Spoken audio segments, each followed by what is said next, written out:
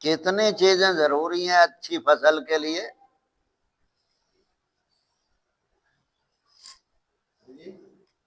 जमीन से अच्छी फसल लेने के लिए कितनी चीजें जरूरी हैं असबाब के तहत?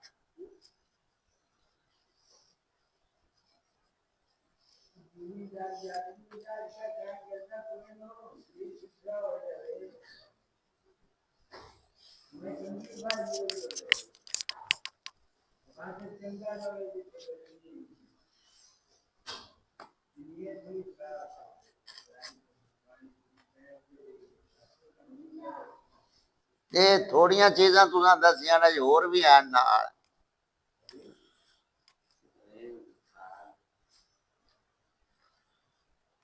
सबसे पहले बीज अच्छा होना चाहिए, फिर जमीन अच्छी होनी चाहिए, फिर उस जमीन पर मेहनत पूरी होनी चाहिए, फिर उसे बीजना चाहिए, बीज कर फिर उसकी रखवाली करनी है। अंगूरी जड़ी उठती है उठती है ओनू बचाना, अंगूरी की रखवाली करनी हो। फिर फसल जैसे जैसे बढ़ेगी उसके ऊपर दुश्मन ज्यादा हमला आवर होंगे।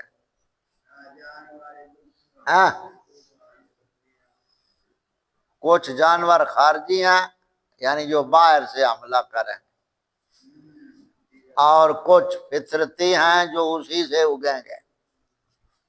जड़ी बूटियां, जड़ी बूटियों का बीज डालते हो तो कैसे उगाते हैं? अब वो जड़ी बूटियां जो है वो क्यों आप वो निकालते हो, क्यों उनसे जंग करते हो? ताकि ये फसल को खराब ना करे।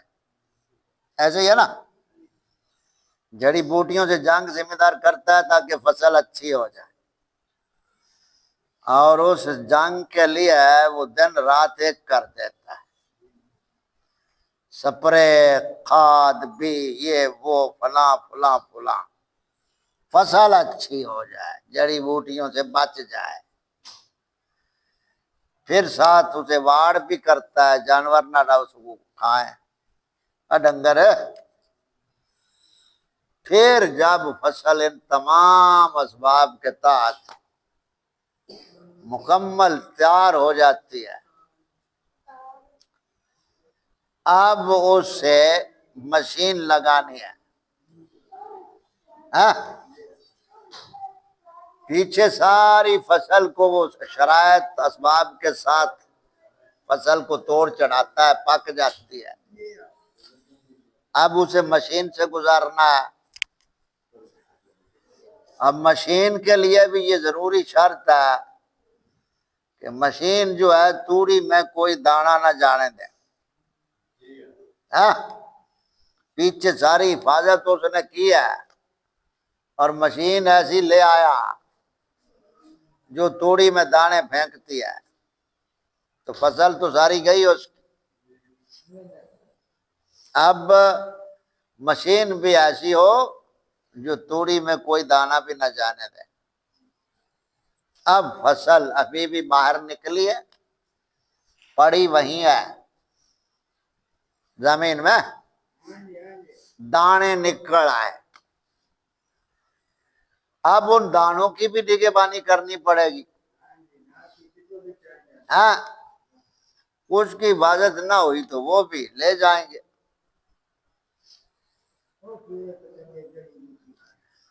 अब दाने सारे हो गए, घर फसल पहुंच गई। इन तमाम असबाब के तहत फसल जिम्मेदार ने उठाई और घर ले आया। घर में एक बरकत सी आ गई, जो सारी चीजें पीछे अपनाई थी उसने मेहनत वाली, वो बरकत घर आ गई।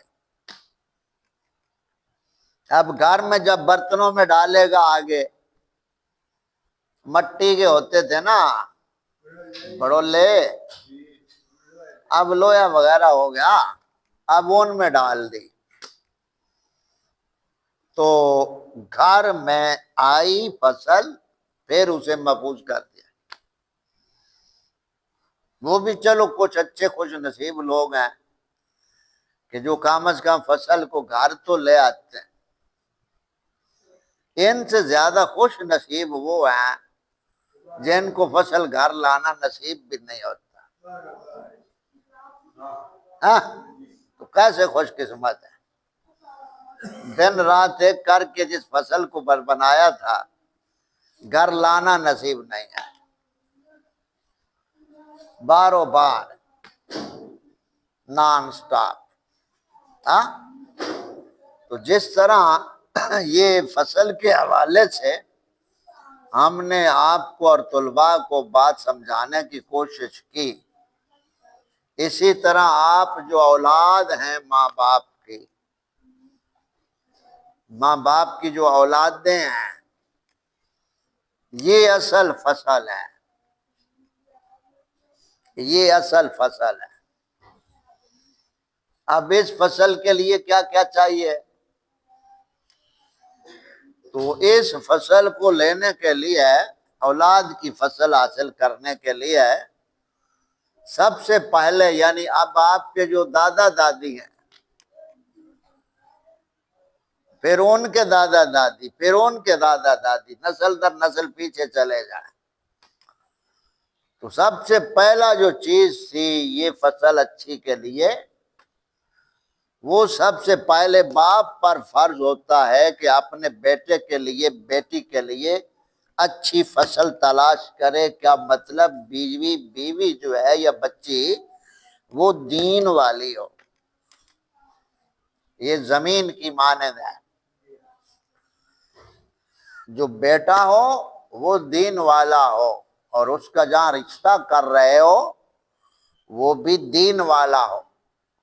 तो इधर से बीज और उधर से फसल, जमीन, उधर से जमीन और इधर से बीज, तो ये बीज और फसल जब मिलेंगे दोनों तरफ से दीन वाला रिश्ता, तो फिर आगे फसल पैदा होगी। अब वो फसल हम पीछे देखें तो वो औलियाए कामिलीन है। उनके माँ बाप जो थे उन्होंने अपनी औलादों को दीन चलाया, दीन सिखाया, दीन के रास्ते पे चलाया, और जहां दीन ने कहा वहां उन्होंने अपनी औलादों के रिश्ते किए। तो फिर आगे देखें वो फसलें उनकी, कहीं मेरे अली नजर आएंगे, कहीं गौसे जली। समझ आई बात की। तो बस ये जहान अल्लाह ताला ने हमारे समझने के लिए बनाया है।